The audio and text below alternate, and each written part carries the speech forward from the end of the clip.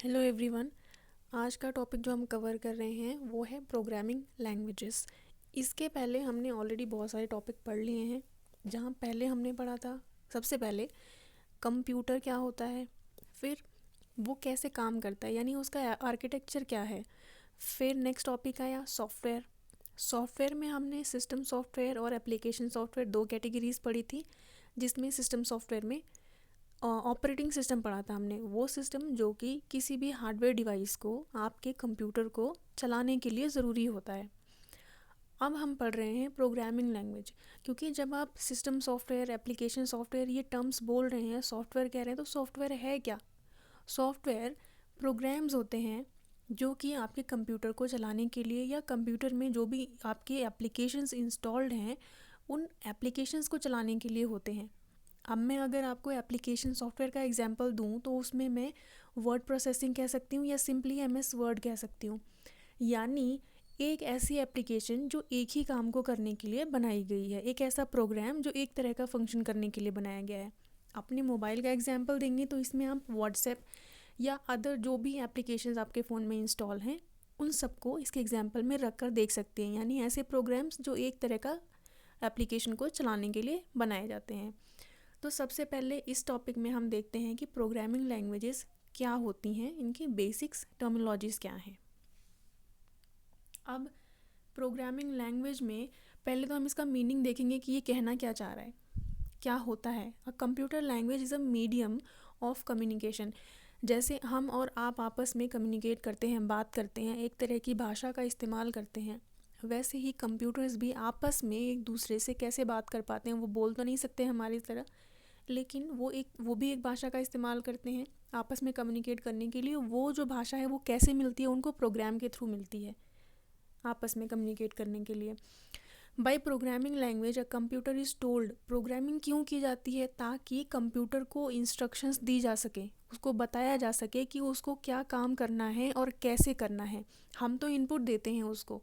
अब मैंने उसको अगर कोई मूवी प्ले करने का इनपुट दिया है, मैंने अपनी तरफ से कमांड दी है, तो उसे कैसे पता कि ये प्ले ही करना है, मतलब मूवी ही प्ले करनी है, कोई डॉक्यूमेंट की बात नहीं हो रही है, क्योंकि उसको कमांड्स दी गई हैं, उसको समझाया गया है पहले से। मैं सिंपल लैंग्वेज में आपको बता रही हूँ, समझाया गया है का मतलब सेट ऑफ इंस्ट्रक्शंस पहले से लिखे गए हैं उसमें जो इंस्टॉल्ड हैं, वही है program. Programming languages have improved throughout the years. धीरे धीरे इसमें लगातार इम्प्रूवमेंट्स होते रहे हैं। अब एक ही चीज़ जो बनी है हमेशा वही तो नहीं रहेगी, इम्प्रूवमेंट्स होते रहेंगे उसमें। Just as computer hardware have improve.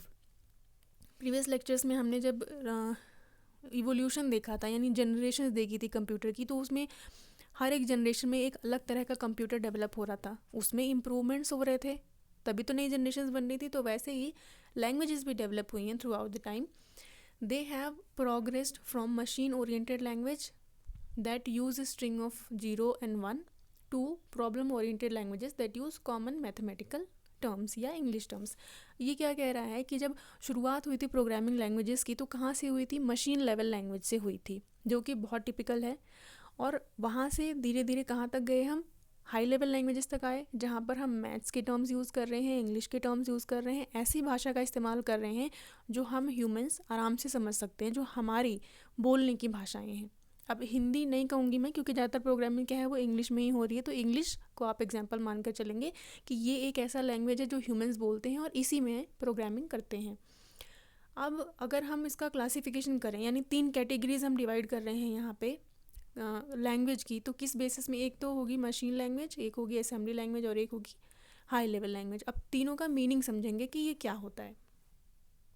अब यहाँ पे एक पिक्चर दिख रही है आपको स्क्रीन पे, जहाँ पे एक साइड में एक कंप्यूटर है या आपका लैपटॉप डिवाइस, जो भी आप समझ सकते हैं, दूसरी तरफ में एक ह्यूमन है। ह्यूमन क्या कर रहा है? वो एक प्रोग्रामर है। यानी मैंने एक प्रोग्राम लिखा है उस भाषा में जो मैं समझ सकती हूँ, यानी इंग्लिश में। उसमें मैंने कुछ टर्म्स भी यूज़ करी हैं, मैथमेटिकल ऑपरेटर्स भी लगाए हैं। फिर अब वो मशीन कैसे समझेगी? क्योंकि वो तो सिर्फ 0 और 1 समझती है, उसके लिए इंग्लिश का मतलब कुछ नहीं है, वो उसको भी ट्रांसलेट करेगी। तो एक ट्रांसलेटर का रोल आएगा यहाँ पे, जो मशीन के लिए उसको ट्रांसलेट करेगा 0 और 1 में, और वो उसको समझ के आपको आउटपुट देगी। आप चाहे कुछ भी इनपुट करवाइए कंप्यूटर में, वो पहले उसको अपने लिए ट्रांसलेट करेगा बाइनरी में और फिर ही आपको आउटपुट देगा, लेकिन ये प्रोसेस इतनी फास्ट होती है कि आपको इन चीज़ों का पता नहीं लगता। अब मशीन लैंग्वेज क्या है?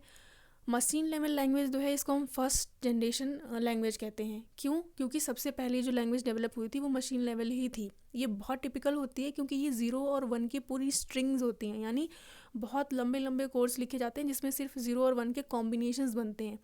और ये मशीन को रीड करना बहुत क्विक है, बहुत ईजी है और फास्ट रिस्पॉन्स है। क्यों? क्योंकि मशीन यही भाषा समझती है, उसको किसी तरह की ट्रांसलेटर की ज़रूरत ही नहीं पड़ती है।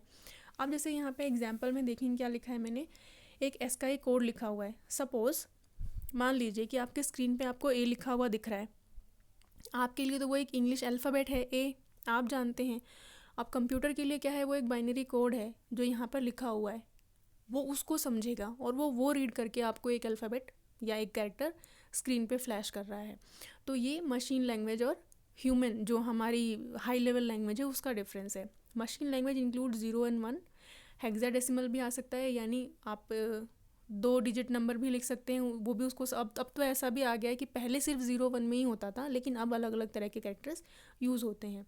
इन machine level language all data is presented in, आप चाहे उसको कुछ भी, इससे पहले लेक्चर से मैंने आपको बताया था कि data can be in any form, ज़रूरी नहीं है कि वो एक नंबर हो, एक कैरेक्टर हो, न्यूमेरिकल वैल्यू हो या कोई इमेज हो, कुछ भी हो सकता है, लेकिन वो उसको अपने समझने के लिए बाइनरी में ही रीड करता है और फिर ही आपको उस कमांड के लिए आगे आउटपुट दे पाता है।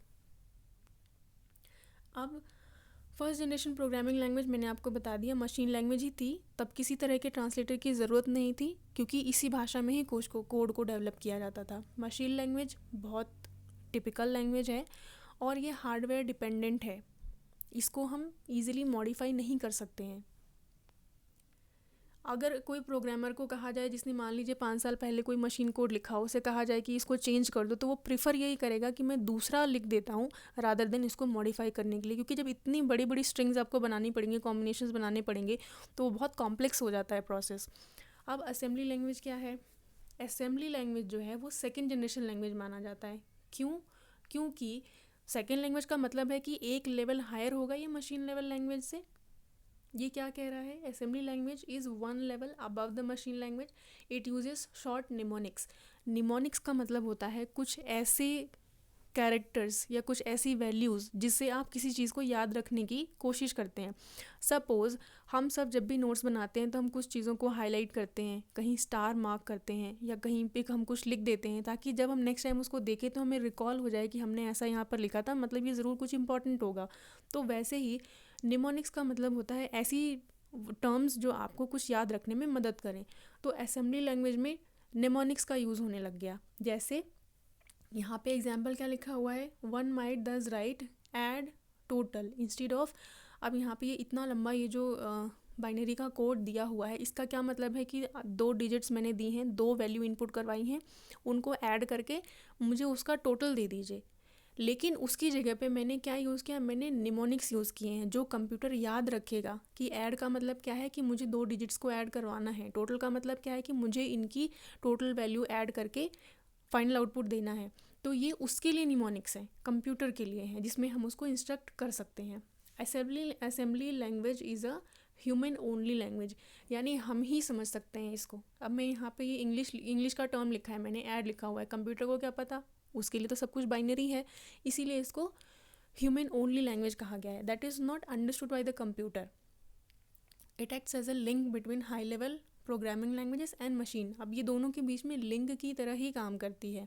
Requiring the usage of an assembler, assembly language को ट्रांसलेट करने के लिए कहाँ, मशीन लैंग्वेज में जो आपका कंप्यूटर समझ सके, उसके लिए हम जो ट्रांसलेटर यूज़ करेंगे उसको क्या कहते हैं, असेंबलर कहते हैं। अब निमोनिक्स, जैसे कि निमोनिक्स क्या क्या हो सकते हैं, कुछ एग्जांपल्स हैं, ऐड, सब्ट्रैक्ट, एंड, इस तरह के। And others make up the assembly language which people can understand, utilize and apply, जिसको हम ईजिली समझ सकते हैं। As compare to machine language the execution speed of assembly. अब यहाँ पे स्लो क्यों लिखा हुआ है, इसलिए क्योंकि यहाँ पे कोड को पहले ट्रांसलेट किया जाएगा। मशीन लैंग्वेज में लिखा होता तो ट्रांसलेट करने की ज़रूरत ही नहीं होती क्योंकि मशीन डायरेक्टली उसको रीड करती। नेक्स्ट हमारे पास आता है हाई लेवल लैंग्वेज। यहाँ पे आप राइट साइड में जितने भी एग्जांपल्स दे रहे हैं ये सारे के सारे हाई लेवल लैंग्वेजेस के हैं। अब इसमें क्या बेनिफिट मिलता है, the high level language is a programming language that allows a programmer to write क्या, the programs which are independent of a particular type of computer. पहले हमने देखा था कि जब आप हार्डवेयर डिपेंडेंट वो प्रोग्रामिंग कर रहे हैं तो हर हार्डवेयर के लिए आपको अलग तरह का प्रोग्राम देना पड़ेगा। ये क्या है, ये हार्डवेयर इंडिपेंडेंट है, यानी अलग अलग डिवाइसेस में आप इसको चला सकते हैं। The high level languages are considered as high level. क्यों हाई लेवल इसलिए कहा गया है क्योंकि जो ह्यूमंस भाषा का इस्तेमाल करते हैं आपस में कम्युनिकेट करने के लिए, ये बिल्कुल उसी के सिमिलर है, इसलिए इसको ये कहा गया है। A compiler is required to translate a high level language. Assembly language में हम ट्रांसलेटर क्या यूज़ कर रहे थे, उसको हम कह रहे थे असेंबलर। यहाँ पे हम यूज़ कर रहे हैं कंपाइलर, जो कि ट्रांसलेट करके दे रहा है हमें चीज़ों को। अब इसके कुछ बेसिक टर्म्स को देखेंगे कि प्रोग्राम बनता कैसे है। कुछ टर्म्स जैसे कि सबसे पहले हमें एक वेरिएबल डिसाइड करना पड़ता है। वेरिएबल्स का मतलब होता है कुछ ऐसे टर्म्स जिन्हें आप डिनोट करेंगे बताने के लिए कि इनका क्या मीनिंग होगा। अब मैं अगर मान लीजिए एक एग्जांपल देती हूँ कि मैं मेज़र कर रही हूँ कि क्या बच्चों की हाइट और उनके ग्रोथ के बीच में कोई डिफरेंस, मतलब कोई रिलेशन है, तो हाइट और एज ये दो वेरिएबल्स होंगे मेरे पास में, जिनके बेसिस पे मैं ये बताऊंगी कि क्या इनके बीच में कोई रिलेशन है या नहीं है। तो वैसे ही जब हम प्रोग्राम बनाते हैं तो वहाँ पे भी कुछ सेट ऑफ वेरिएबल्स हमें पहले से प्री डिफाइंड देने होते हैं। फिर आता है सिंटेक्स। अब सिंटेक्स का सिंपल मीनिंग होता है फॉर्मूला। जितने भी प्रोग्राम्स हैं, आपको किसी भी प्रोग्रामिंग लैंग्वेज में काम करना है या बनाना है तो आपको उसका बेसिक फॉर्मूला पता होना चाहिए और उसी के अकॉर्डिंग आप चीज़ों को उसमें पुट करेंगे, वैल्यूज़ को। उसके बाद आता है डेटा स्ट्रक्चर। स्ट्रक्चर में यहाँ पे आपको जो चीज़ें दिख रही हैं लिखी हुई, इसका मतलब है कि डाटा का जो क्लासिफिकेशन होगा, जो भी आप इसमें एंटर कराएंगे वो इसी सीक्वेंस में होगा, इससे अलग नहीं होगा। नेक्स्ट है फ्लो चार्ट। अब ये रिप्रेजेंट करता है कि आपने पहले डेटा डिसाइड कर दिया, वेरिएबल डिसाइड कर दिया, अब आप उसको बताएंगे कि सीक्वेंस में कैसे काम करना है। जो आपने डिसाइड किया है वो उसी फॉर्मेट में चलता रहेगा। एक सीक्वेंशियल है, यानी वन बाय अदर एक के बाद दूसरा स्टेप लेते हुए जाएगा और प्रोग्राम को रन करेगा। दूसरा, आपने कंडीशन लगाई है, यानी मेरे पास दो कंडीशंस हैं, अगर ये वाली स्टेटमेंट सही है तो ये आउटपुट चाहिए, अगर ये गलत है तो ये आउटपुट चाहिए। इस तरह के जो होते हैं स्टेटमेंट्स उन्हें कहते हैं कंडीशनल, यानी कि ये बताता है, एक दिशा देता है कि प्रोग्राम को किस तरह से काम करना है और कैसा आउटपुट देना है। अब इसमें और भी चीज़ें होती हैं, लूप्स वगैरह भी होते हैं, लेकिन उतना आपको जानने की ज़रूरत नहीं है, वो बहुत कॉम्प्लिकेट हो जाएगा। फिर आता है डीबगिंग, यानी प्रोग्राम बना दिया हमने, सब कुछ फाइनल हो गया, लास्ट में चेक भी तो करना है कि कहीं कुछ मिस्टेक तो नहीं रह गई। किसी भी तरह का कोई भी गलती जो उसमें हो सकती है उसको दूर करने का जो प्रोसेस होगा उसको डीबगिंग करेंगे और फाइनली हम फिर प्रोग्राम को एग्जीक्यूट करेंगे, यानी यूज़ कर सकते हैं। अब इसके कुछ टूल्स के बारे में देख लेते हैं, बेसिक क्या क्या होते हैं। इसमें से आपने एक दो पहले ही देख लिए। कंपाइलर क्या होता है? कंपाइलर का काम है, ये एक प्रोग्राम है कंपाइलर, ये भी एक प्रोग्राम है जो क्या करता है, हाई लेवल लैंग्वेज को मशीन लेवल लैंग्वेज में ट्रांसलेट करता है फाइनल आउटपुट के लिए। और इंटरप्रेटर क्या करता है कि आप कंपाइलर क्या है, वो पूरे के पूरे प्रोग्राम को एक ही बार में आपको ट्रांसलेट करके दे सकता है। लेकिन इंटरप्रेटर क्या करता है, वो लैंग्वेज रीड तो करेगा लेकिन एक एक लाइन करके रीड करके देगा आपको, एक एक लाइन करके।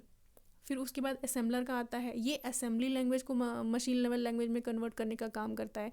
फिर आता है लिंकर्स। लिंकर्स क्या होते हैं? When program is converted to machine language then linkers work. अब आपका जो प्रोग्राम है, जो आपने लिखा है, वो मशीन लैंग्वेज में कन्वर्ट हो गया। कन्वर्ट होने के बाद में उस प्रोग्राम को रन करने के लिए जिन जिन कनेक्शंस की, जिन लिंक्स की ज़रूरत है, जिस फाइल से उसको कनेक्ट करना है, जिस डिवाइस से कनेक्ट करना है, वो काम किसका होता है? वो लिंकर का होता है, तभी आपका प्रोग्राम रन करता है। और लोडर का क्या काम है? मैंने प्रीवियस वीडियोस में आपको कितनी बार बताया है कि जब कोई भी काम आप करते हैं तो वो हमेशा आपके रैम में ही चलता है, रैम में काम होता है सारा का सारा। तो ये लोडर क्या करता है, वो प्रोग्राम को लोड करता है रैम में फाइनल एग्जीक्यूशन के लिए। तो ये कुछ टर्म्स हैं जो प्रोग्रामिंग लैंग्वेजेस में यूज़ होते हैं। आप इसके अलावा और भी चीज़ें लिख सकते हैं, लेकिन इतना इनफ है। ये इसका टॉपिक था फाइनल बेसिक। आई होप आपको ये क्लियर हो गया होगा। Thank you.